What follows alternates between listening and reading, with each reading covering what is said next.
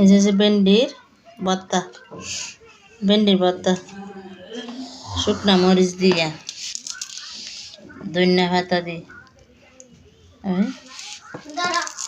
এরপর হচ্ছে কচু শাক, এটা একটা দিয়া মরিচ দিয়েছি, ফুটকা মরিচ একটা দিয়েছি।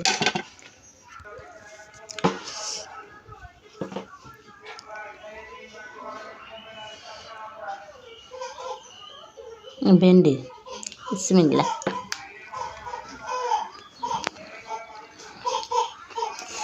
ভেন্ডির ভর্তা